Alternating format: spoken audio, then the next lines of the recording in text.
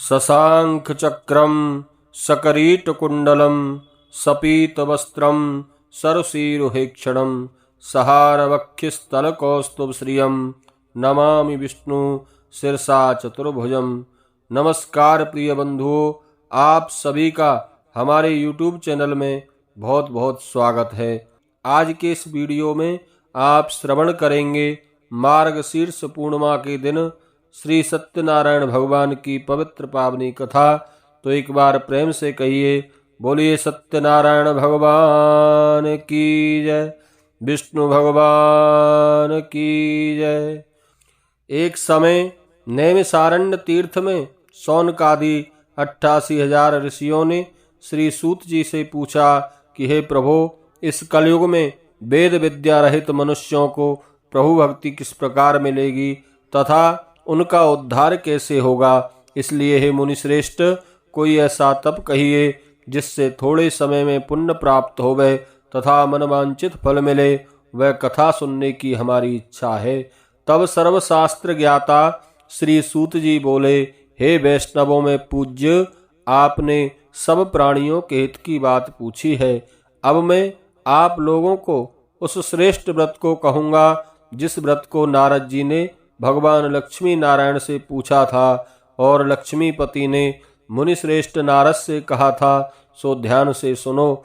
एक बार योगीराज नारद जी दूसरों के हित की इच्छा से अनेक लोकों में घूमते हुए मृत्युलोक में आ पहुँचे। यहाँ अनेक योनियों में जन्मे हुए प्राय सभी मनुष्यों को अपने अपने कर्मों के द्वारा अनेकों प्रकार के दुखों से दुखी देखकर नारद जी ने मन में विचार किया कि किस यत्न के करने से इन प्राणियों का दुख दूर हो सकता है। ऐसा मन में सोचकर नारद मुनि भगवान विष्णु के लोक को गए।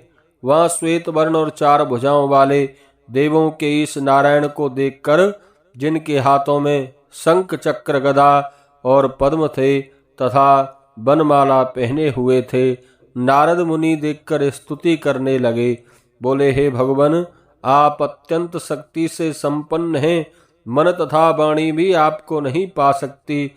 आपका आदि मध्य अंत नहीं है। हे निर्गुण स्वरूप, सृष्टि के कारण सब भक्तों के कष्टों को दूर करने वाले प्रभु, आपको मेरा नमस्कार है। नारद जी से इस प्रकार स्तुति सुनकर भगवान विष्णु बोले, हे मुनि श्रेष्ठ, आपका किस काम के लिए यहाँ आगमन हुआ है, सो निसंकोच कहो।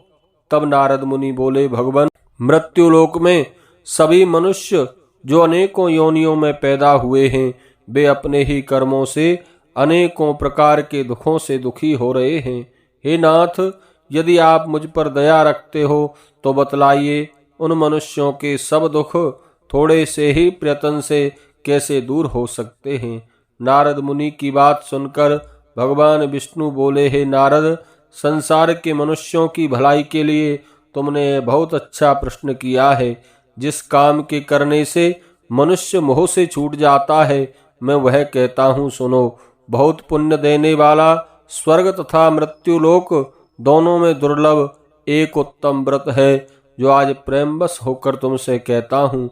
भगवान सत्यनारायण का यह व्रत अच्छी तरह विधि पूर्वक करके मनुष्य आयु पर्यंत यहाँ सुख भोग कर अंत में मोक्ष को प्राप्त होता है। श्री भगवान के वचन सुनकर नारद मुनि बोले, हे भगवान, इस व्रत का फल क्या है, क्या विधान है, किसने यह व्रत किया और किस दिन यह व्रत करना चाहिए, सो विस्तार से कहिए। भगवान बोले, दुख शोक आदि को दूर करने वाला, धन धान्य को बढ़ाने वाला, सौभाग्य तथा संतान को देने वाला, यह व्रत सब स्थानों पर विजयी करने वाला है। किसी भी दिन मनुष्य ब्राह्मणों बंधुओं के साथ धर्म परायण होकर पूजा करे, भक्ति भाव से नैवेद्य, केले का फल, घी, दूध और गेहूं का चून सवाया लेवे। गेहूं के अभाव में साठी का चून, शक्कर तथा गुड़ ले और सब भक्षण योग्य पदार्थों को एकत्रित करके भगवान को अर्पण कर देवे तथा बंधुओं सहित ब्राह्मणों को भोजन कराए, पश्चात स्वयं भोजन करे। इस प्रकार नृत्य गीत आदि का आचरण करते हुए भगवान सत्यनारायण का स्मरण करते हुए समय व्यतीत करे। इस तरह व्रत करने पर मनुष्यों की इच्छा निश्चय ही पूरी होती है। विशेषकर कल काल में भूमि पर यही एक मोक्ष का सरल उपाय है। बोलिए सत्यनारायण भगवान की जय, विष्णु भगवान की जय। दूसरा अध्याय। श्री सूत जी बोले, हे ऋषियों, जिसने पहले समय में इस व्रत को किया है, अब उनका इतिहास कहता हूँ, ध्यान से सुनो। एक सुंदर काशीपुरी नगरी में अत्यंत निर्धन ब्राह्मण रहता था। वह भूख और प्यास से बेचैन हुआ नित्य पृथ्वी पर घूमता था। ब्राह्मणों से प्रेम करने वाले भगवान ने ब्राह्मण को दुखी देखकर बूढ़े ब्राह्मण का रूप धर उसके पास जाकर आदर से पूछा, हे विप्र, नित्य दुखी हुआ पृथ्वी पर क्यों घूमता है? हे ब्राह्मण, यह सब मुझसे कहो, मैं सुनना चाहता हूँ। ब्राह्मण बोला, मैं निर्धन ब्राह्मण हूँ, भिक्षा के लिए पृथ्वी पर फिरता हूँ। हे भगवान, यदि आप इससे छुटकारा पाने का कोई उपाय जानते हो तो कृपा करके कहो।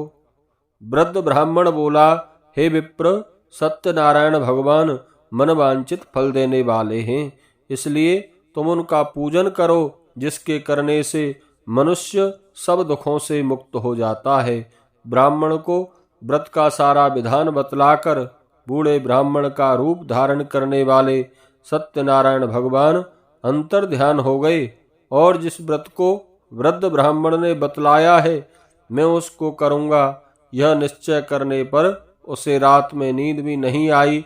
वह सवेरे उठ सत्यनारायण के व्रत का निश्चय कर भिक्षा के लिए चला। उस दिन उसको भिक्षा में बहुत सा धन मिला, जिससे बंधु बांधवों के साथ उसने सत्यनारायण भगवान का व्रत किया। इसके करने से वह ब्राह्मण सब दुखों से छूटकर अनेक प्रकार की संपत्तियों से युक्त हुआ। उस समय से वह ब्राह्मण हर मास व्रत करने लगा। इस तरह सत्यनारायण भगवान के व्रत को जो करेगा वह मनुष्य सब दुखों से छूट जाएगा। इस तरह नारद जी से नारायण भगवान का कहा हुआ व्रत मैंने तुमसे कहा है। हे विप्रो, अब मैं और क्या कहूँ। सौनकादि ऋषि बोले, हे मुनीश्वर, संसार में इस ब्राह्मण से सुनकर किस किसने इस व्रत को किया, हम वह सब सुनना चाहते हैं। इसके लिए हमारे मन में श्रद्धा है। श्री सूत जी बोले, हे मुनियों, जिन जिन ने इस व्रत को किया है अब उन सब की कथा सुनो। एक बार वह ब्राह्मण धन और ऐश्वर्य के अनुसार बंधु बांधवों के साथ व्रत करने को तैयार हुआ। उसी समय एक लकड़ी बेचने वाला बूढ़ा आदमी आया और बाहर लकड़ियों को रखकर ब्राह्मण के मकान में गया। प्यास से दुखी लकड़हारा उनको व्रत करते हुए देखकर ब्राह्मण को नमस्कार कर कहने लगा कि आप यह क्या कर रहे हैं, इसके करने से क्या फल मिलता है, कृपा करके मुझको बताइए। ब्राह्मण ने कहा, सब मनोकामनाओं को पूरा करने वाला यह भगवान सत्यनारायण का व्रत है। इसकी ही कृपा से मेरे यहाँ धन धान्य आदि की वृद्धि हुई है। ब्राह्मण से व्रत के बारे में जानकर लकड़हारा बहुत प्रसन्न हुआ। चरणामृत लेकर प्रसाद खाने के बाद अपने घर को गया। अगले दिन लकड़हारे ने मन में इस प्रकार संकल्प कर लिया कि आज गांव में लकड़ी बेचने से जो धन मिलेगा उसी से सत्यनारायण भगवान का उत्तम व्रत करूंगा। यह मन में विचार कर वह बूढ़ा आदमी लकड़ियों को अपने सिर पर रखकर जिस नगर में धनवान लोग रहते थे वह ऐसे सुंदर नगर में गया। उस दिन वहां पर उसे उन लकड़ियों का दाम पहले से कई गुना ज्यादा मिला। तब वह बूढ़ा लकड़हारा दाम ले और अति प्रसन्न होकर पके केले, शक्कर, घी, दूध, दही और गेहूं का आटा इत्यादि भगवान सत्यनारायण के व्रत की सब सामग्रियों को लेकर अपने घर गया। फिर उसने अपने भाइयों को बुलाकर विधि के साथ भगवान सत्यनारायण का पूजन किया, व्रत किया और उस व्रत के प्रभाव से वह बूढ़ा लकड़हारा धनपुत्र आदि से युक्त हुआ और संसार के समस्त सुख भोग कर अंत में वैकुंठ को चला गया। बोलिए सत्यनारायण भगवान की जय। तीसरा अध्याय। श्री सूत जी बोले, हे श्रेष्ठ मुनियों, अब आगे की कथा कहता हूँ, सुनो। पहले समय में उल्का मुख नाम का एक बुद्धिमान राजा था। वह सत्यवक्ता और जितेंद्रिय था। प्रतिदिन देवस्थानों पर जाता, गरीबों को धन देकर उनके कष्ट दूर करता था। उसकी पत्नी कमल के समान मुख वाली और सती साध्वी थी। भद्रशिला नदी के तट पर उन दोनों ने सत्यनारायण भगवान का व्रत किया। उस समय वहां एक साधु नामक वैश्य आया। उसके पास व्यापार के लिए बहुत सा धन था।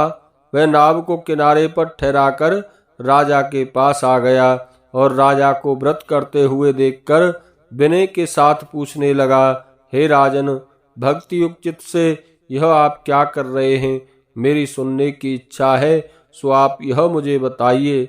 राजा बोला, हे साधु, अपने बांधवों के साथ पुत्र आदि की प्राप्ति के लिए यह महाशक्तिवान भगवान सत्यनारायण का व्रत व पूजन किया जा रहा है।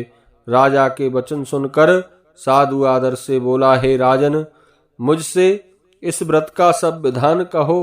मैं भी आपके कथन अनुसार इस व्रत को करूंगा, क्योंकि मेरे भी कोई संतान नहीं है और मुझे विश्वास है कि इस व्रत के करने से निश्चय ही मुझे भी संतान की प्राप्ति होगी। राजा से सब विधान सुन व्यापार से निवृत्त हो साधु आनंद के साथ अपने घर गया और घर जाकर साधु ने अपनी स्त्री को संतान देने वाले इस व्रत का समाचार सुनाया और कहा कि जब हमारी संतान होगी तब हम इस व्रत को करेंगे। साधु ने ऐसे वचन अपनी स्त्री लीलावती से कहे। एक दिन संसारिक धर्म में प्रवृत्त होकर भगवान सत्यनारायण की कृपा से उनकी पत्नी गर्भवती हो गई तथा 10वें महीने में उनके यहाँ सुंदर कन्या का जन्म हुआ। दिनों दिन कन्या बड़ी होने लगी। कन्या का नाम कलावती रखा गया। तब लीलावती ने अपने पति को याद कराया कि आपने जो संकल्प किया था कि जब हमारे संतान होगी तब हम सत्यनारायण भगवान का व्रत करेंगे। अब आप अपना संकल्प पूरा कीजिए। साधु बोला, हे प्रिय, इसके विवाह पर हम इस व्रत को करेंगे। इस प्रकार साधु अपनी पत्नी को आश्वासन देकर व्यापार करने चला गया और व्यापार में व्यस्त हो गया। काफी समय गुजर जाने के बाद जब साधु ने नगर में अपनी बड़ी हुई पुत्री को सखियों के साथ देखा तो तुरंत दूत बुलाकर कहा कि पुत्री के वास्ते कोई सुयोग्य वर देखकर लाओ। साधु की आज्ञा पाकर दूत कंचन नगर पहुंचा और वहां पर बड़ी खोज और देखभाल करके एक बाणिक पुत्र को ले आया। उस लड़के को देखकर साधु ने प्रसन्नचित अपनी पुत्री का विवाह उसके साथ कर दिया, किंतु दुर्भाग्य से विवाह के समय में भी वह उस व्रत को करना भूल गया। तब श्री भगवान क्रोधित हो गए और श्राप दिया कि तुम्हें दारुण दुख प्राप्त होगा। अपने कार्य में कुशल साधु अपने जमाई के सहित समुद्र के किनारे स्थित रतनपुर नगर में गया और वहां चंद्रकेतु राजा के नगर में व्यापार करने लगे। एक दिन भगवान सत्यनारायण की माया से प्रेरित कोई चोर राजा के धन को चुराकर भागा जा रहा था, किंतु राजा के दूतों को अपने पीछे आता हुआ देखकर चोर ने घबराकर भागते हुए राजा के धन को वहीं चुपचाप रख दिया जहां वो ससुर जमाई ठहरे हुए थे। जब राजा के दूतों ने साधु वैश्य के पास राजा के धन को रखा देखा तो वे दोनों को बांध कर ले गए। प्रसन्नता से दौड़ते हुए राजा के समीप जाकर बोले, महाराज, यह 2 चोर हम पकड़कर लाए हैं, कृपया आप आज्ञा दें। तब राजा की आज्ञा से उन्हें कठिन कारावास में डाल दिया और उनका सारा धन छीन लिया। इधर भगवान सत्यनारायण के श्राप के कारण साधु की पत्नी घर पर बहुत दुखी थी।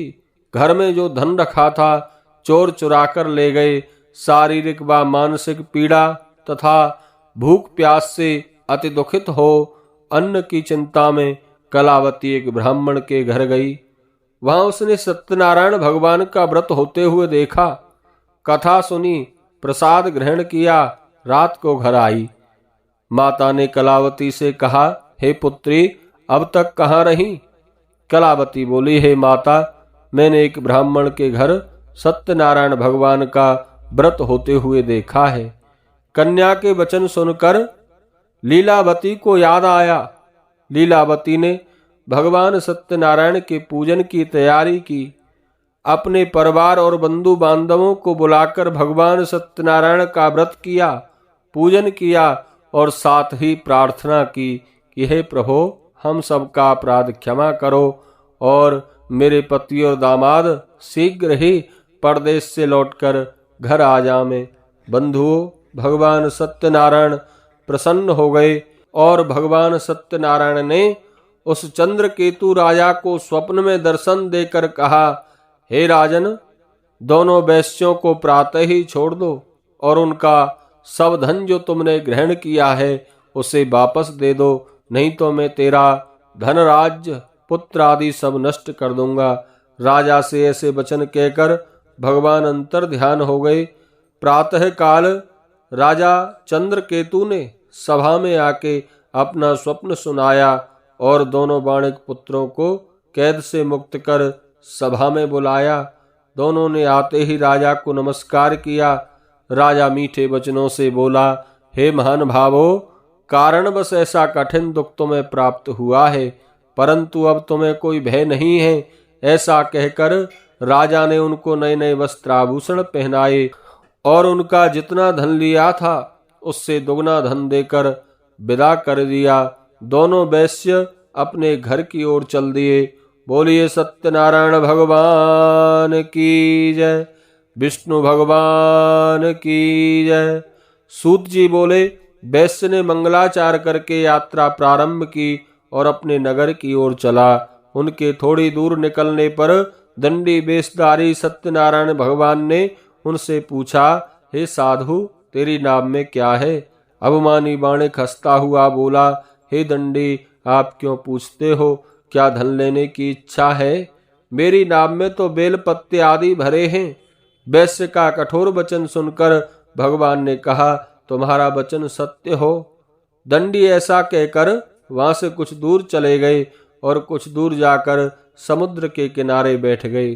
दंडी के जाने पर वैश्य ने नित्य क्रिया करने के बाद नाव को ऊंची उठी देखा तो अचंभे में पड़ गया और नाव में बेल पत्ते आदि देखकर मूर्छित होकर जमीन पर गिर पड़ा। फिर मूर्छा खुलने पर अत्यंत शोक प्रकट करने लगा। तब उसका दामाद बोला कि आप शोक ना करें, यह दंडी का श्राप है, अतः हमें उनकी शरण में चलना चाहिए, तभी हमारी मनोकामना पूरी होगी। दामाद के वचन सुनकर साधु बाणिक दंडी भगवान के पास पहुंचा। अत्यंत भक्ति भाव से नमस्कार करके बोला, हे भगवान, आपकी माया से मोहित ब्रह्मा आदि भी आपके रूप को नहीं जानते, तब मैं अज्ञानी कैसे जान सकता हूँ? आप प्रसन्न होइए, मैं अपने सामर्थ्य के अनुसार आपकी पूजा करूँगा। मेरी रक्षा करो और पहले के समान नौका में धन भर दो। उसके भक्ति युक्त वचन सुनकर सत्यनारायण भगवान प्रसन्न हो गए और उसकी इच्छा अनुसार वर देकर अंतर ध्यान हो गए। तब उन्होंने नाव पर आकर देखा कि नाव धन से परिपूर्ण है। फिर वह सत्यनारायण भगवान का पूजन कर साथियों सहित अपने नगर की ओर चला। जब अपने नगर के निकट पहुंचा तब दूत को घर भेजा। दूत ने साधु के घर जाकर उसकी स्त्री को नमस्कार कर कहा कि साधु अपने दामाद सहित इस नगर के समीप आ गए हैं। ऐसा वचन सुन साधु की स्त्री ने बड़े हर्ष के साथ सत्यदेव भगवान का पूजन किया और अपनी पुत्री से कहा, मैं अपने पति के दर्शन को जाती हूँ, तू पूजा पूर्ण करके शीघ्र ही आ जाना। परंतु बंधुओं, कलावती माता के वचनों को सुनकर भी भगवान का प्रसाद छोड़कर पति के पास चली गई। प्रसाद की अवज्ञा के कारण सत्यदेव रुष्ट हो गए और उसके पति को नाव सहित पानी में डुबो दिया। कलावती अपने पति को न देखकर रोती हुई जमीन पर गिर गई। इस तरह नौका को डूबा हुआ तथा कन्या को रोता देख साधु दुखित हो बोला, हे प्रभो, मुझसे या मेरे परिवार से जो भूल हुई है उसे क्षमा करो। उसके दीन वचन सुनकर सत्यदेव भगवान प्रसन्न हो गए और आकाशवाणी हुई, हे साधु, तेरी कन्या मेरे प्रसाद को छोड़कर आई है, इसलिए इसका पति अदृश्य हुआ है। यदि वह घर जाकर प्रसाद खाकर लौटे तो इसे पति अवश्य मिलेगा। ऐसी आकाशवाणी सुनकर कलावती ने घर पहुंचकर प्रसाद खाया, आकर अपने पति के दर्शन किए। तत्पश्चात साधु ने बंधु बांधवों सहित सत्यदेव भगवान का विधि पूर्वक पूजन किया और उस दिन से वह प्रत्येक पूर्णिमा को सत्यनारायण भगवान का व्रत व पूजन करने लगा और फिर इस लोक का सुख भोग कर अंत में स्वर्ग को गया। बोलिए सत्यनारायण भगवान की जय, विष्णु भगवान की जय। 5वां अध्याय। श्री सूत जी बोले, हे ऋषियों, मैं और भी कथा कहता हूँ, सुनो। प्रजा पालन में लीन तुंगध्वज नाम का एक राजा था। उसने भी भगवान का प्रसाद त्याग कर बहुत दुख पाया। एक समय वन में जाकर राजा वन्य पशुओं को मारकर बड़ के नीचे आया। वहां उसने ग्वालों को भक्ति भाव से बांधवों सहित सत्यनारायण का पूजन करते देखा, परंतु राजा अवमानवश वहां नहीं गया और ना ही नमस्कार किया। जब ग्वालों ने भगवान का प्रसाद उसके सामने रखा तो वह प्रसाद को त्याग कर अपनी नगरी को चला गया और वहीं उसने अपना सब कुछ नष्ट पाया। तब वह जान गया कि यह सब भगवान ने ही किया है। तब वह उसी स्थान पर ग्वालों के समीप वापस गया, विधि पूर्वक पूजन कर प्रसाद खाया तो सत्यदेव की कृपा से पहले जैसा था सब कुछ वैसा ही हो गया और फिर दीर्घ काल तक सुख भोग कर अंत में मोक्ष को प्राप्त हुआ। जो मनुष्य इस परम दुर्लभ व्रत को करता है, भगवान सत्यनारायण की कृपा से उसे धन धान्य की प्राप्ति होती है। निर्धन धनी और बंदी बंधन से मुक्त होकर निर्भय हो जाता है। संतानहीनों को संतान की प्राप्ति होती है तथा सब मनोरथ पूर्ण होकर अंत में वैकुंठ धाम की प्राप्ति होती है।